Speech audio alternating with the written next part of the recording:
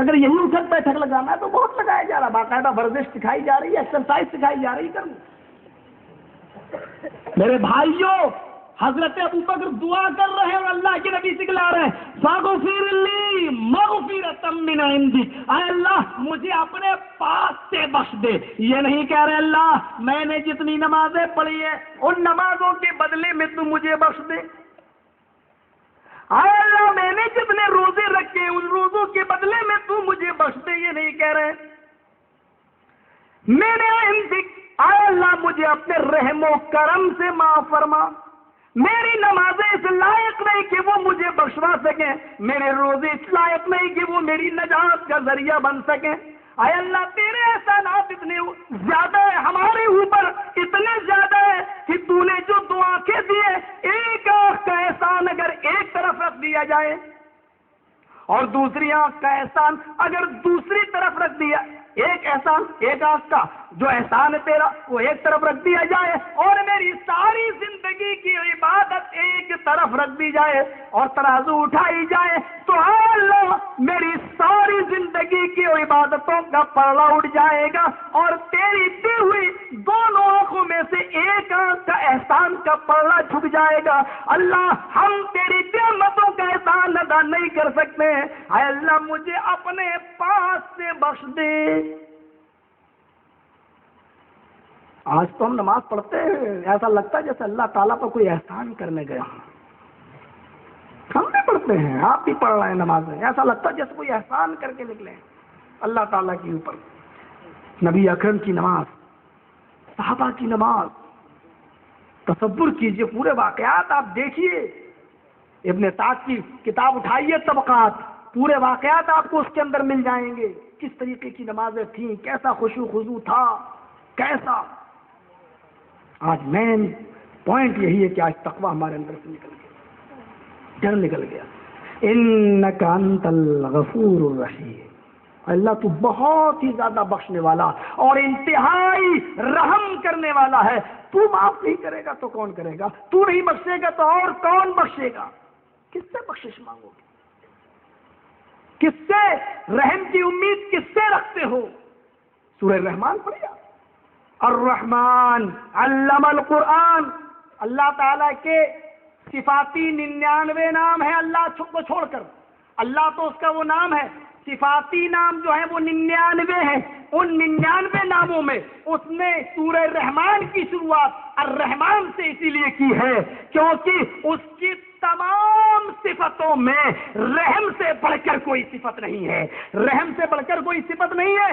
اگر وہ روزی دیتا ہے تو اس لیے کہ وہ رحمان ہے، اگر وہ آپ کے گناہوں کو بخشتا ہے، اگر وہ غفور ہے تو اس لیے کہ وہ رحمان ہے، اگر وہ آپ کے گناہوں کو بخشتا ہے تو اس لیے کہ رحمان ہے وہ الرحمان۔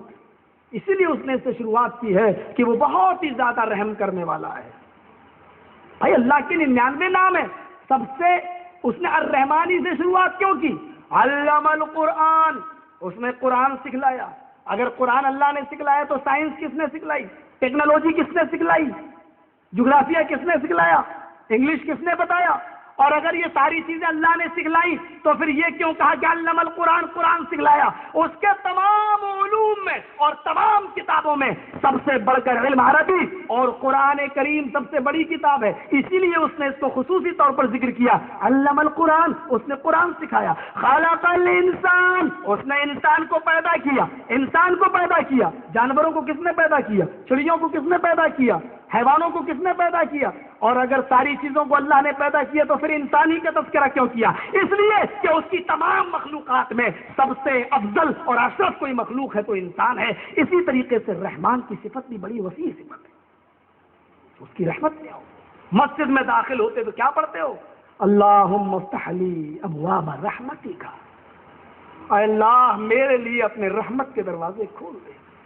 کھل گئے اس کے رحمت کے دروازے، آؤ اللہ اکبر کہہ کر میری وحدانیت کا اقرار کرو، اہدنا الصراط المستقیم کہہ کر مجھ سے صراط مستقیم مانگو، آؤ اللہم اغفر لی وارحمنی وحبنی وعافنی وارزقنی، دونوں سجدوں کے بیچ میں یہ دعا پڑھ کر مجھ سے مانگو، میری مغفرت تو مجھ سے مانگو، اللہم اغفر لی ورحمنی، مجھ پر رحم فرما، وہدنی، مجھے ہدایت دے، وعافنی، اور عافیت دے، ورزقنی، رزق دے۔ 5 مرتبہ جو رزق مانگے گا اللہ اس کو کبھی بھوکا سلائے گا؟ مانگنا پڑے گا۔ بغیر روئے تو بچہ، ماں کی پستان بھی دودھ سے جوش نہیں بھرتی ہے۔ بچہ جب تک روتا نہیں ماں بھی اپنی پستان نہیں کھولتی ہے۔ کیوں؟ بچہ پیٹ بھر، جب روتا ہے تب ماں کھولتی ہے۔ مانگنا پڑے گا، جب تک مانگو گے نہیں ملے گا نہیں۔ بادشاہ کے سامنے گونگے کھڑے رہو، صاحب ڈی ایم صاحب کے پاس جاؤ، کیا چاہیے؟ ڈی ایم صاحب کہہ رہے بھائی محلے میں تمہیں کس چیز کی ضرورت ہے؟ گونگے کھڑے رہو، کچھ نہیں ملے گا۔ مانگو گے تب ملے گا۔ ہاں ہینڈ پائپ چاہیے، اتنے کنویں چاہیے، اتنے یہ چاہیے، ہاں ٹھیک ہے مانگو۔ اہدنا الصراط المستقیم۔ اللہ امت 72 73 فرقوں میں بٹی ہے، مجھے صراط مستقیم پہ چلا۔ صراط الذین انعمت علیہم، اے اللہ مجھے ان لوگوں کے راستے پہ چلا جن کے اوپر تو نے اپنا انعام، اپنا رحم و کرم، اپنا انعام نازل کیا ہے۔ غیر المغضوب علیہم ولا الضالین، اللہ مجھے ان لوگوں کے راستے پہ مت چلا جن کے اوپر تیرا غیظ و غضب اور غصہ عذاب آیا، ان کے راستے پہ مت چلا۔ مانگو اللہم اغفر لی، اللہ میری مغفرت فرما، ورحمنی، مجھ پر رحم فرما، وہدنی، مجھے ہدایت دے، وعافنی، مجھے عافیت عطا فرما، ورزقنی، مجھے رزق دے۔ ویسے تو ان کو بھی مل جاتا ہے رزق، کس کو ان کو بھی مل جاتا ہے جو آج کل منسٹروں کو جوتے پہنا رہے ہیں۔ روزی روٹی سب کو مل جاتی ہے، سب کو مل رہی ہے۔ ایک اللہ تعالیٰ دے رہا ہے اپنے فضل و کرم سے، اور ایک روزی مل رہی ہے شیطان کے سبب سے، شیطان کے سبب سے۔ اس وقت ہمارے اٹاوا میں بڑا زور و شور چل رہا ہے، الیکشن کا معاملہ ہے نا، بہت زور و شور چل رہا ہے۔ مسلم نیتاؤں کا یہ حال ہے کہ صاحب وہ فلاں کی ریلی 50 بسیں، وہ 10 بسیں صاحب لے کے جا رہا ہے۔ حالات اس حد تک نازک ہوئے کہ مستد احمد ابن حنبل کی وہ حدیث مجھے سنانا پڑی اٹاوا کی سرزمین پر۔ میں نے کہا کہ جیسا پیسہ ہے اسی جگہ پہ جا رہا ہے، ایسے لوگ کبھی روزہ افطار نہیں کرائیں گے۔ اتنے پیسہ ہونے کے باوجود حج نصیب نہیں ہوا، ابھی تک نہیں ہوگا۔ پیسہ ہی ویسا نہیں ہے کہ حج کرنے جا سکے۔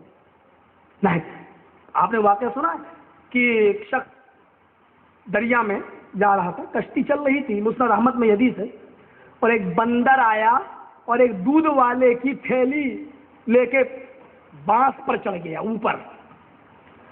وہ کیا کرتا تھا، 1 درہم دودھ والے کے پاس پھینکتا تھا اور 1 درہم پانی میں ڈالتا تھا۔ 1 درہم دودھ والے کے پاس، 1 درہم پانی میں، آدھا پانی میں چلا گیا اور آدھا اس کے پاس آیا۔ لوگوں نے پوچھا اللہ کے نبی سے مطلب کیا ہوا؟ فرمایا دودھ کا پیسہ دودھ والے کو مل گیا، پانی کا پیسہ پانی میں چلا گیا۔ یعنی وہ پانی ملایا کرتا تھا دودھ میں، پتہ یہ چلا کہ حرام کا پیسہ آدمی کے پاس رہ نہیں سکتا، وہ کسی بھی شکل میں نکلے گا۔ آج جن کے پاس حرام کی کمائیاں ہیں وہ سمجھ لو، وہ اچھی طریقے سے سمجھ لے، میں بد دعا نہیں دے رہا ہوں، وہ ان کی بیوی کے علاج میں نکلے گا، ان کے بیٹے کے علاج میں نکلے گا، وہ ان کے کسی بھی شکل میں نکلے گا، یا کسی بھی نیتا سے کانٹیکٹ کی شکل میں بہے گا وہ پیسہ۔ وہ پیسہ تمہارے پاس رہے گا نہیں، کیونکہ حرام کے پیسے کے حقدار تم بھی نہیں ہو، نہیں رکے گا۔ بات آگے چلی جائے گی۔ ڈرو، کیا خوف تھا، تصور کریے۔ میں نے شاید یہ مثال کہیں دی تھی، ٹرین میں کوئی آدمی سفر کر رہا ہے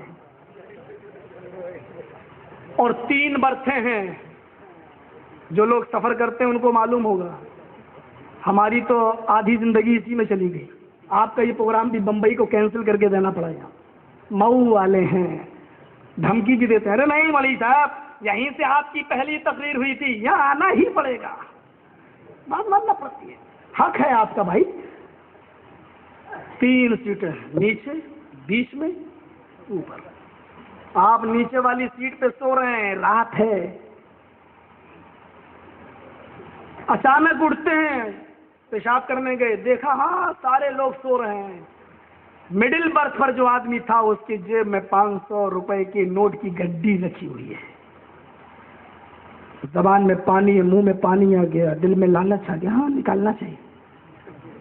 ارے سب سو تو رہے، ہاتھ ڈالا، ارے پھر دیکھنے کوئی دیکھ تو نہیں رہا ہے؟ جو ہاتھ ڈالا اوپر والا آدمی کہتا ہے کیا کر رہا ہے؟ اپر برتھ پہ ہے دوسرا آدمی سب سے اوپر طے کیا کر رہے ہیں؟ بتائیے آپ کیا کریں؟ اس موقع پر آپ کی حالت کیا ہوگی؟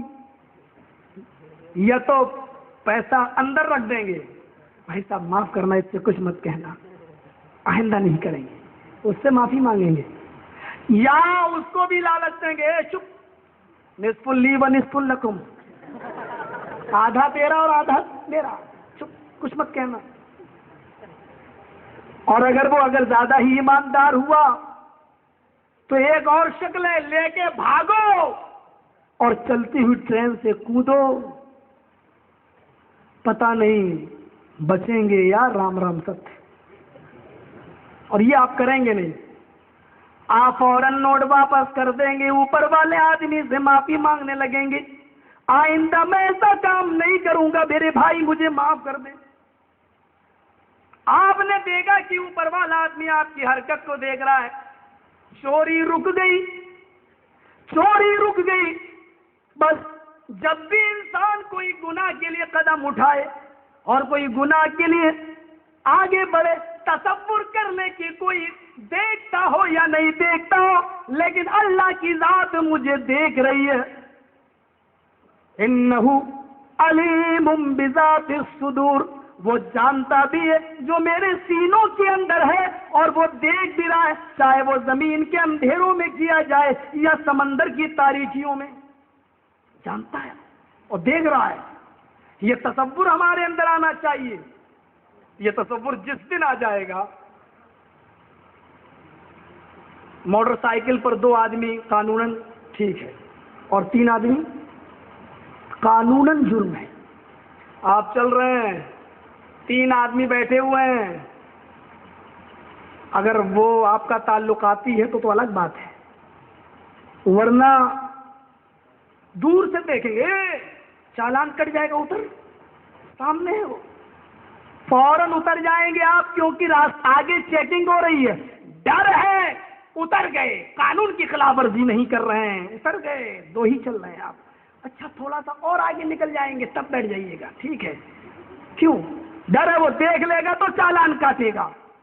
میرے بھائیوں، یہی تصور ہونا چاہیے، اللہ دیکھ رہا ہے، اللہ۔ آج آپ کا بچہ آگ میں گرے تو آپ بچائیں گے، میرا بیٹا کود جائیں گے، آپ کا وہی بیٹا لاٹری خرید رہا ہے، آپ کا وہی بیٹا دڑے اور سٹے کا نمبر لگا رہا ہے، آپ کا وہی بیٹا شراب کی بوتل خرید رہا ہے، آپ کا وہی بیٹا جوئے میں روپیہ ہار رہا ہے اور جہنم کی آگ خرید رہا ہے۔ آپ دنیا کی آگ سے اپنے بیٹے کو بچاتے ہیں، اس کا مطلب یہ ہے کہ جہنم کی آگ کا یقین نہیں ہے۔ معلوم ہے کہ دنیا کی آگ جلا دے گی، اسی لیے تو آپ اپنے بیٹے کو نہیں گرنے دیتے ہو۔ اگر یقین ہو جائے کہ جہنم کی آگ اس سے بھی 70 گنا، ایک حدیث میں آتا 99 گنا زیادہ تیز ہے، پھر آپ کو جب یقین آ جائے کہ وہ اس سے زیادہ تیز ہے اور یقیناً ہے، تو پھر آپ اپنے بیٹے کو گناہ کے کام کرنے دو گے؟ قرآن کہتا ہے یا ایھا الذین آمنوا قوا انفسکم واہلیکم نارا، اے ایمانوں والو تم اپنے آپ کو بھی بچاؤ اور اپنے بیوی بچوں کو بھی جہنم کی آگ سے بچاؤ، اپنے آپ کو بھی بچاؤ، بیوی بچوں کو بھی جہنم کی آگ سے بچاؤ۔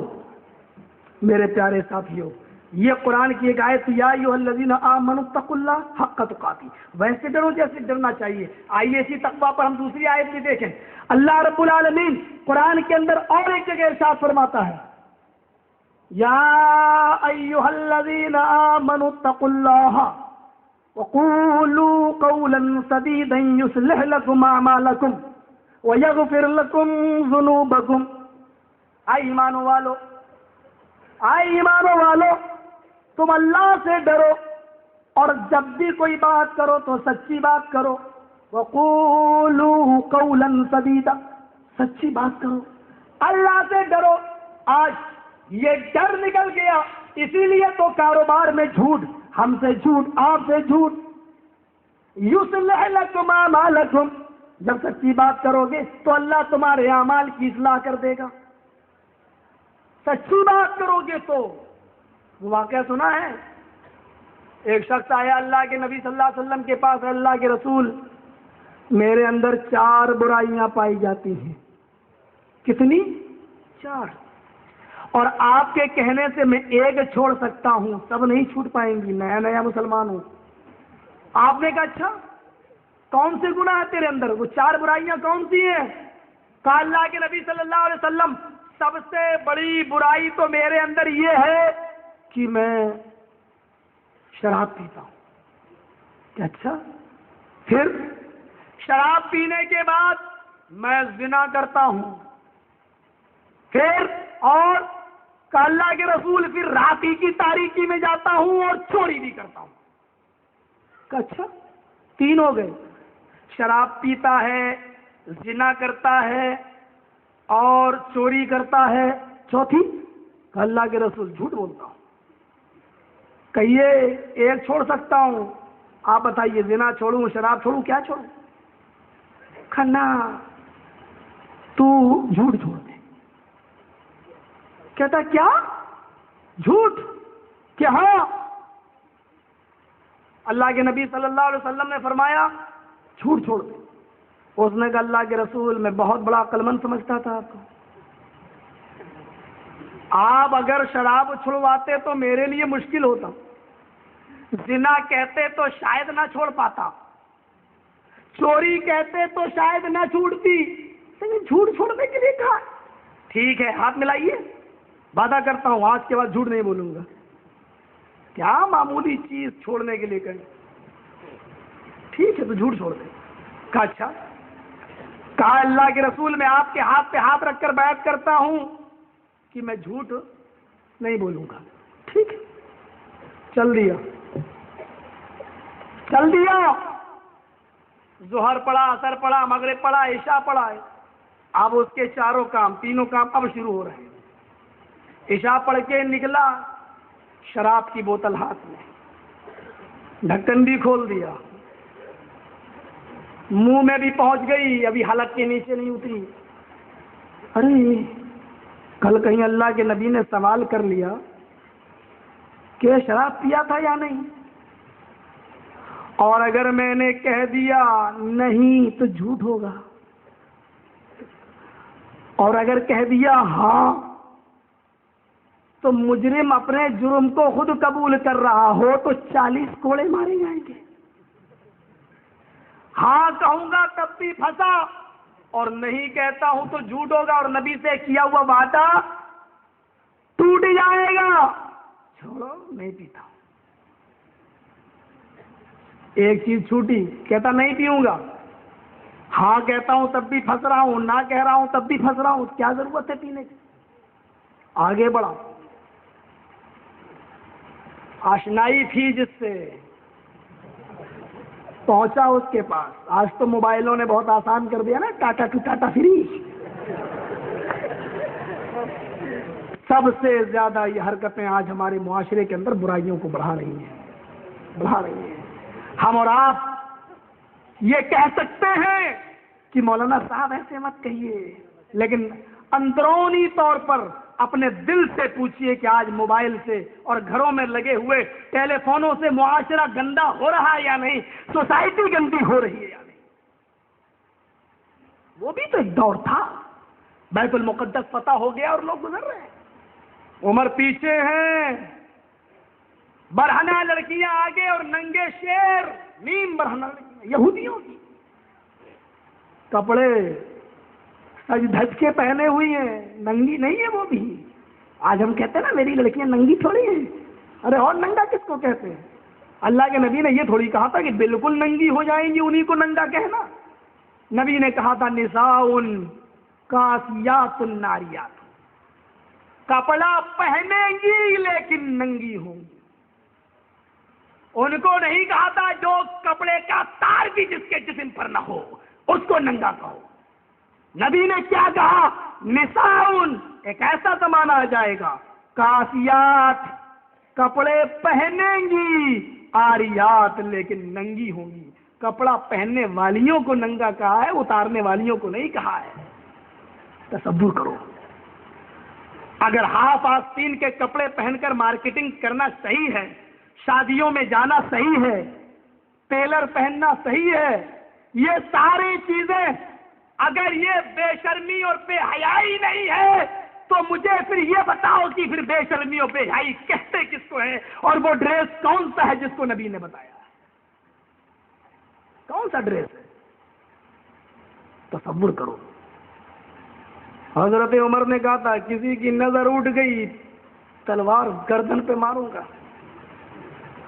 قل للمؤمنات یغضضن من ابصارهن، آئے مومنو تم اپنی نگاہوں کو نیچا رکھو، وَيَحْفَظْنَ فُرُوجَهُنَّ، اپنی شرمگاہوں کی حفاظت کرو، وَلَا يُبْدِينَ زِينَتَهُنَّ، اور عورتوں سے کہا قُلْ لِلْمُؤْمِنَاتِ يَغْضُضْنَ مِنْ أَبْصَارِهِنَّ، وہ بھی اپنی نگاہیں نیچی رکھیں، وَيَحْفَظْنَ فُرُوجَهُنَّ، اور اپنی شرمگاہوں کی حفاظت کریں، وَلَا يُبْدِينَ زِينَتَهُنَّ، اپنے زینت کو، بناؤ سنگار کو غیر مردوں کے سامنے ظاہر نہ کریں. میں کہاں کہتا ہوں کہ زیب و زینت اپنے گھر میں نہ کرو، جتنا کر سکو کرو اپنے گھر میں. تھوڑا سا نہیں، پورا ڈبہ پاؤڈر لگاؤ لیکن اپنے گھر میں. تھوڑی سی نہیں، پوری ڈبی کریم لگاؤ لیکن گھر میں. ایک نہیں، آپ کے شوہر سعودیہ رہتے ہیں، جتنی جنت الفردوس لائیں پوری اڑیل لو اپنے اوپر، لیکن گھر میں. گھر سے باہر نکلنا ہے تو پھر چوڑیاں بھی اندر رکھ کر چوڑیوں کی آواز بھی نہیں جانی چاہیے. گھر سے باہر نکلنا ہے تو پھر ڈابر آولا بھی نہیں چلے گا، تیل کچھ نہیں، خوشبودار کوئی بھی چیز استعمال کر کے گھر سے باہر نہیں نکل سکتی ہے. گھر سے باہر نکلی شیطانوں کے ساتھ نہیں نکل سکتی. اسلام کی باؤنڈری ہے، ایک باؤنڈری، ایک حدود، ایک حد ہے. حد. کبڈی کبھی کھیلتے ہو؟ ہاں بولی صاحب تقریر ختم ہوگی، کل ہی پالی کھینچے گی. یہاں ایک پالی کھینچی جاتی ہے، آپ ادھر ہیں تو محفوظ، ادھر والے ادھر محفوظ، اور ایک آدمی اگر اس پالی کو کراس کر کے دوسرے کے میدان میں گھس گیا کبڈی کبڈی کہتے ہوئے، مطلب کیا ہوا؟ جب تک سانس ہے تب تک آپ واپس آ سکتے ہو، اگر اس نے پکڑ لیا اور سانس ٹوٹ گئی تو آپ کو مردہ گھوشت کر دیا جائے گا.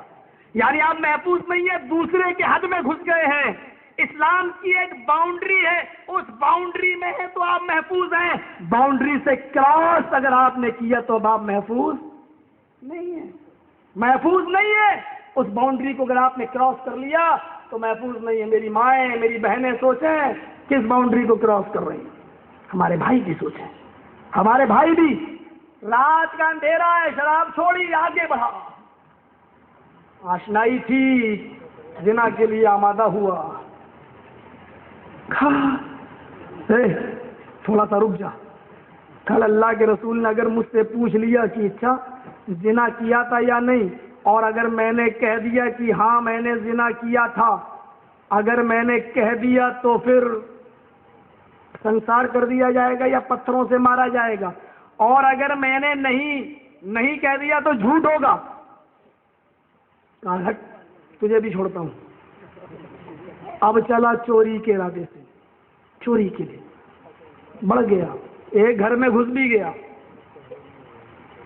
چوری کر بھی لی، چوری کر بھی لی. بلکہ علامہ سیوطی تو یہاں تک لکھتے ہیں خصائص میں کہ اس نے الماری سے کچھ سونا اور چاندی کا ایک رومال بھی باندھ لیا، پوڈری بنا لی. کودنے والا ہے، سوچتا ہے اللہ کے رسول نے اگر پوچھ لیا چوری کی تھی یا نہیں، میں نے کہہ دیا ہاں تو ہاتھ، اور کہا نہیں تو جھوٹ ہوگا. جہاں سے جو سامان چرایا تھا اسی جگہ واپس کر دیا، رکھ دیا. بھاگ کے آیا، صبح ہو کر فجر کی نماز کے بعد کہتا ہے آئے اللہ کے رسول صلی اللہ علیہ وسلم، میں تو سمجھتا تھا کہ آپ نے کوئی عقل مندی کی چیز نہیں بتائی ہے. کہا کیا ہوا؟ کہا آپ نے جھوٹ کیا چھڑایا، میرے تو سارے گناہ چھوٹ گئے. کہا کیسے؟ کہ بس یہی خیال رہا، شراب پیا اور نبی نے پوچھا اور ہاں کہا تو کوڑے پڑے، نہیں کہا تو جھوٹ، زنا کا ہاں کیا تو سنساری، نہیں کیا تو جھوٹ، چوری کی ہاں کی تو ہاتھ کاٹا گیا، اور نہیں کیا، نہیں اگر منع کیا جھوٹ۔ اللہ کے رسول نے فرمایا میں جانتا ہوں کہ جھوٹ تمام برائیوں کی جڑ ہے۔ پتہ یہ چلا، قولوا قولا سدیدا، ایمانوں والو اللہ سے ڈرو اور جو بات کہو وہ سچی بات کہو۔ یعنی جھوٹ جو آدمی بولتا ہے اس کا مطلب یہ ہے کہ اس کے اندر تقوی نہیں رہتا، اللہ کا خوف اس کے اندر نہیں رہتا، اللہ کا ڈر اس کے اندر نہیں رہتا، اسی لیے وہ جھوٹ بولتا چلا جاتا ہے۔ اور جھوٹ سے میرے بھائیوں ہمیشہ امن و امان اور اطمینان ملتا ہے۔ چھوٹے بچے وہ واقعات پڑھتے ہیں کتابوں میں، آپ نے بھی پڑھا ہوگا، شیخ عبد القادر جیلانی بغدادی رحمۃ اللہ علیہ جا رہے ہیں بغداد پڑھنے کے لیے، ماں نے 40 اشرفی کوٹ کے استر میں سل دی تھی، بیٹا جھوٹ کبھی مت بولنا۔ اور ڈاکوؤں نے جب حملہ کیا سارا قافلہ لوٹ لیا، اس بچے سے پوچھا اے تیرے پاس بھی کچھ ہے؟ کہا جھوٹ بولنا، کہاں کیا ہے؟ 40 اشرفی پکڑ کے لے گئے اپنے سردار کے پاس، دیکھو اس بچے کو، یہ دیکھو، کہا کیا بات، کیا ہے تیرے پاس؟ 40 اشرفی، کہاں ہے؟ کہا کوٹ کے استر میں۔ کھول کے پھاڑ کے دیکھا تو کہ بیٹا تو چھپا سکتا تھا، پھر تو نے کہا چلتے وقت میری ماں نے مجھے نصیحت کی تھی کہ بیٹا جھوٹ کبھی مت بولنا۔ بس اس سچائی کا کیا اثر پڑا؟ کیا ڈاکوؤں نے کہا یہ بچہ اپنی ماں کا اتنا کہنا مانتا ہے اور ہم تو اپنے رب العالمین کا کہنا نہیں مانتے۔ ایسا انقلاب آیا کہ سارے ڈاکوؤں نے سچی توبہ کر لی، سچی توبہ کر لی، برگزیدہ بندے، نیک بندے بنے۔ سچائی ہے سچائی۔ قولوا قولا سدیدا یصلح لکم اعمالکم۔ میرے بھائیوں تقوی کا تعلق بہت گہرا ہے سچائی سے، سچائی سے، اور سچائی انسان کو بچاتی ہے۔ بہت سے واقعات ملیں گے سلسلے کے، اور جھوٹے پر تو اللہ کی لعنت، قرآن کہتا ہے وَلَعْنَةُ اللَّهِ عَلَى الْكَاذِبِينَ، جھوٹ بولنے والوں پر اللہ کی لعنت ہو۔ سن لیجئے پھر قرآن کی ایک اور آیت، وَمَن يَتَّقِ اللَّهَ يَجْعَل لَّهُ مَخْرَجًا وَيَرْزُقْهُ مِنْ حَيْثُ لَا يَحْتَسِبُ، اور جو اللہ سے ڈرے گا اللہ اس کے لیے نکلنے کا راستہ بنا دے گا۔ جو اللہ سے ڈرے گا اس کے لیے راستہ نکلے گا اور اس کو روزی بھی ملے گی۔ ارے اللہ،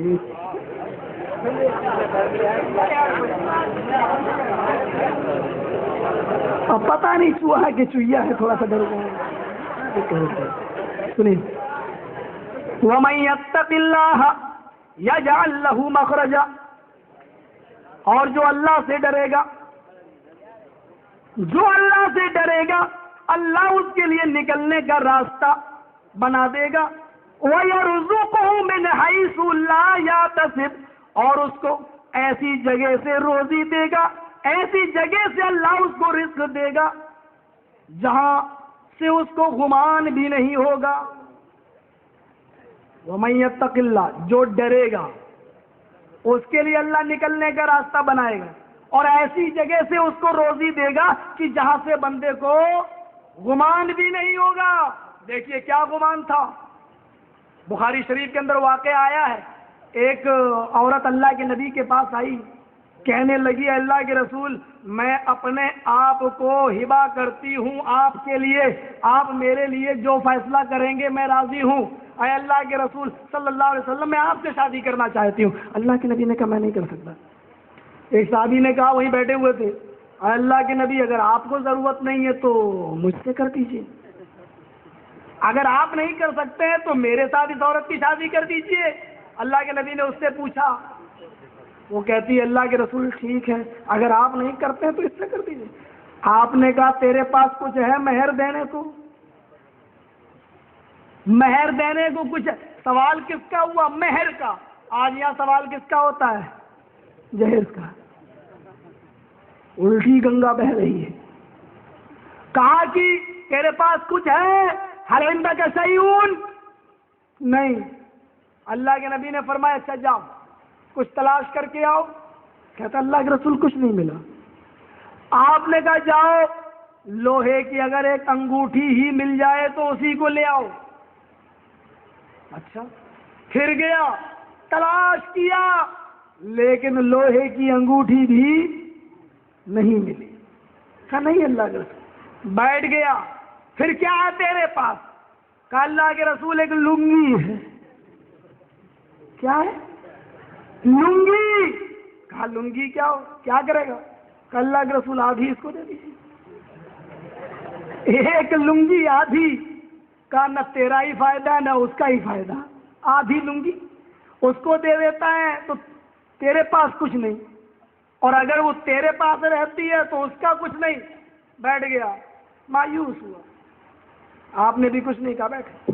تھوڑی دیر کے بعد بیچارہ مسکین محتاج فقیر کیا سوچتا ہے، اٹھ کے چل دیتا ہے. آپ نے کہا کہاں جا رہے ہو؟ کہا اللہ کے رسول کیا کروں، کچھ نہیں ہے. تم کیا کروں گا یہاں بیٹھ کے؟ چل دیا وہ.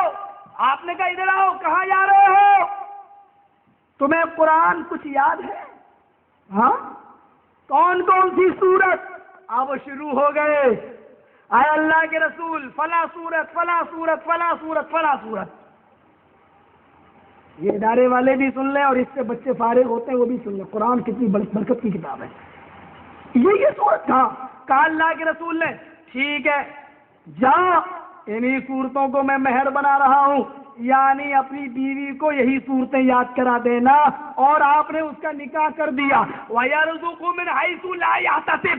ایسی جگہ سے روزی دے گا اللہ جہاں سے بندے کو گمان بھی نہیں ہوگا. اس کی شادی کا انتظام ایسی جگہ سے کر دیا کہ سوچا بھی نہیں تھا کہ قرآن کی آیتیں اور صورتیں بھی میرے لیے مہر بن جائیں. لیکن کس کے لیے؟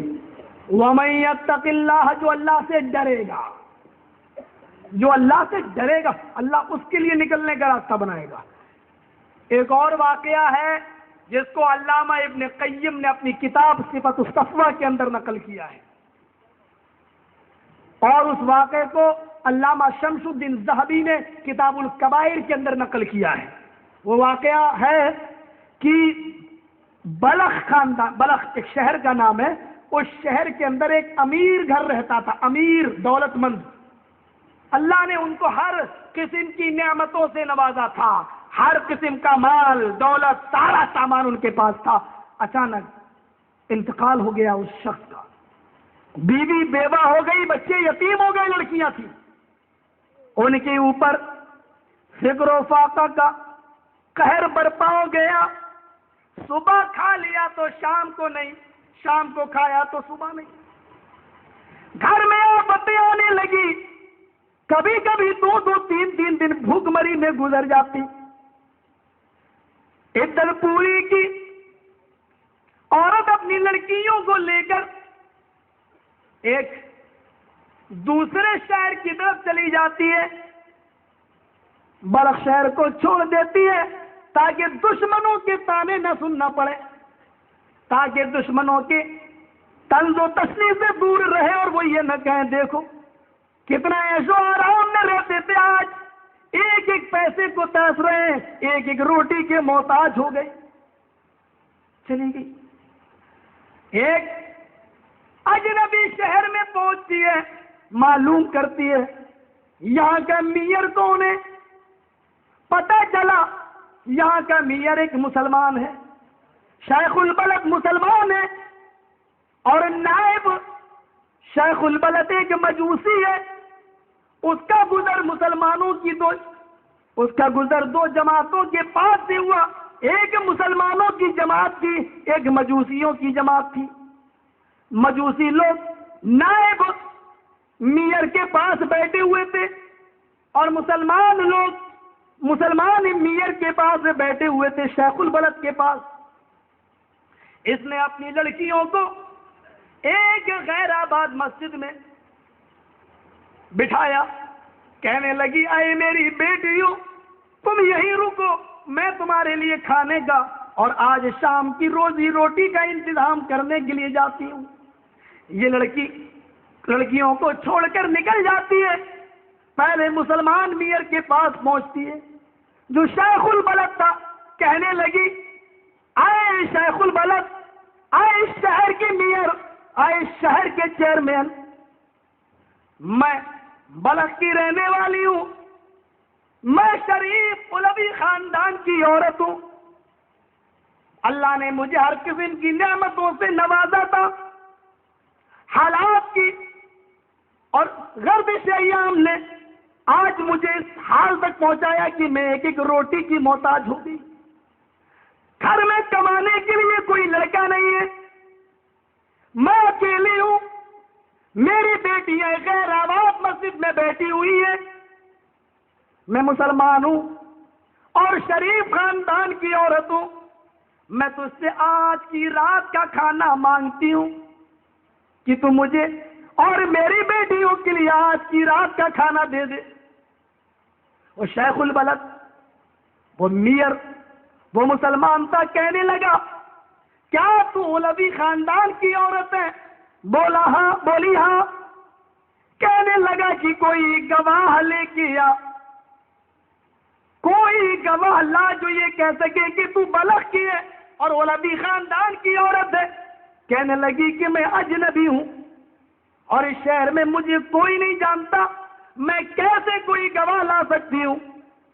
اس نے منہ موڑ لیا اور یہ عورت مایوس ہو کر وہاں سے واپس چلی آئی۔ اس کے بعد ایک مجوسی میئر، نائب میئر کے پاس پہنچتی ہے جو اس کا نائب تھا، اس سے کہتی ہے کہ میں علوی خاندان کی شریف عورت ہوں، شریف خاندان سے میرا تعلق ہے، میرے شوہر کا انتقال ہو گیا، بھوکمری نے آج مجھے آ گھیرا ہے، آئے نائب میئر، آج میں تجھ سے شام کا کھانا مانگتی ہوں، میری چھوٹی چھوٹی اور میری ایک دو بڑی بچیاں غیر آباد مسجد میں بیٹھی ہوئی ہیں۔ وہ نائب میئر، وہ شیخ البلد، نائب شیخ البلد کہنے لگا تو علوی خاندان کی شریف عورت ہے؟ کہنے لگی ہاں۔ اس نے کہا ٹھہرو، اس نے اپنے گھر کی عورتوں کو بھیجا، جاؤ اس کی لڑکیوں کو بھی مسجد سے لے کر آؤ۔ لڑکیوں کو بھی بلایا، عمدہ کھانا بنایا، نفیس کھانا بنایا اور پیٹ بھر کے ان سب کو کھانا کھلایا اور عمدہ لباس پہنایا، پھر اپنے ہی محل میں، اپنے ہی کمرے میں ان کو رکھا، سونے کی جگہ بھی دے دی۔ اب رات آتی ہے، کھانا کھا کے یہ سب لوگ سونے لگتے ہیں۔ علامہ شمس الدین ذہبی نقل کرتے ہیں کتاب الکبائر کے اندر، رات کی تاریکی بڑھتی گئی اور میئر جو مسلمان تھا، چیئرمین جو مسلمان تھا، رات کی تاریکی میں خواب دیکھ رہا ہے، قیامت قائم ہو گئی۔ اللہ نے حساب و کتاب لیا، نبی اکرم صلی اللہ علیہ وسلم کے پاس جھنڈا رکھ دیا گیا اور ایک محل بنایا گیا۔ اس محل کو ہیرے موتی یاقوت و مرجان سے بنایا، خوبصورت محل ہے۔ اللہ کے نبی صلی اللہ علیہ وسلم اس محل کے پاس بیٹھے ہوئے، شیخ البلد خواب میں پوچھتا ہے، مسلمان میئر خواب میں پوچھتا ہے اے اللہ کے رسول، یہ محل کس کے لیے ہے؟ اللہ کے نبی فرماتے ہیں یہ محل مسلمان کے لیے ہے، یہ محل مسلمان کا ہے۔ کہا اللہ کے نبی صلی اللہ علیہ وسلم میں بھی تو مسلمان ہوں۔ اللہ کے نبی فرماتے ہیں کہ گواہ اللہ کہ تو بھی مسلمان ہے۔ اللہ کے نبی فرماتے ہیں گواہ اللہ کہ تو مسلمان ہے۔ یہ جواب سن کر وہ شہر کا چیئرمین، وہ میئر تعجب میں پڑ گیا، سارا واقعہ اس کو یاد آ گیا۔ پھر اللہ کے نبی نے کہا وہ علوی شریف خاندان کی عورت کل تیرے پاس رات میں آئی تھی، تو نے اس سے بھی تو یہی کہا تھا کہ گواہ لا۔ وہ اجنبی کوئی نہیں جانتا تھا اس کو، وہ گواہ کہاں سے لاتی؟ آج میں بھی تجھ سے یہی کہہ رہا ہوں کہ گواہ لا۔ یہ محل اسی کا ہے جس نے اس علوی خاندان کو اس میں جگہ دی رہنے کے لیے۔ صبح ہوتا ہے، اس نے فوراً اس مجوسی نائب میئر کو بلایا اور اس سے کہا کہ وہ عورت تمہارے پاس ہے علوی خاندان کی؟ اس نے کہا ہاں. کہا اس کو میرے حوالے کر دو، اس کے بچوں کو میرے حوالے کر دو. وہ مجوسی میئر کہنے لگا بالکل نہیں، یہ بہت مشکل ہے. کہا اچھا مجھ سے 1000 درہم لے لو لیکن ان سب کو میرے حوالے کر دو. کہنے لگا یہ بہت